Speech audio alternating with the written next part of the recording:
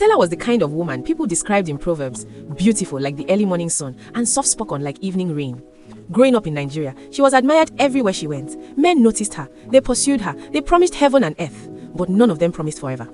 Through her 20s and early 30s, they came with sweet words and urgent desires. They courted her passionately, admired her curves, praised her intelligence, and eventually revealed their true intentions. They wanted her body, not her future. Stella refused to be bitter, yet each disappointment left a quiet bruise on her heart. When she turned 37, whispers grew louder. She's too selective. Maybe her standards are too high. Time is going. But Stella chose prayer over panic. She fasted. She cried in church. She laid her fears at God's feet and decided she would rather wait alone than settle wrongly.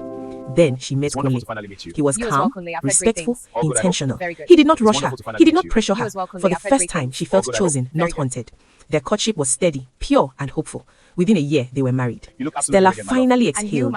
But peace did not stay long. One evening, her husband invited his best friend over for dinner. The moment the man stepped into their living room, Stella's heart nearly stopped. Tunde. Years ago, before her season of prayer and transformation, Tony had been one of the men who came and left. Their relationship was intense and physical. It ended without commitment, just like the others. Now, he stood in her home as her husband's closest friend. The recognition in his eyes was instant. Worse still, it lingered. His gaze carried memories it should not. Stella avoided his eyes, her stomach tight with shame and fear.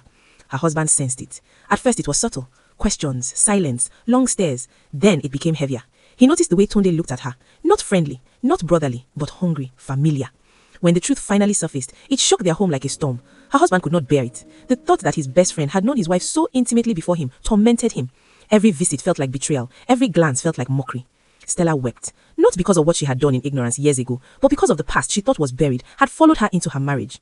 She had prayed for a husband. She had fasted for a home.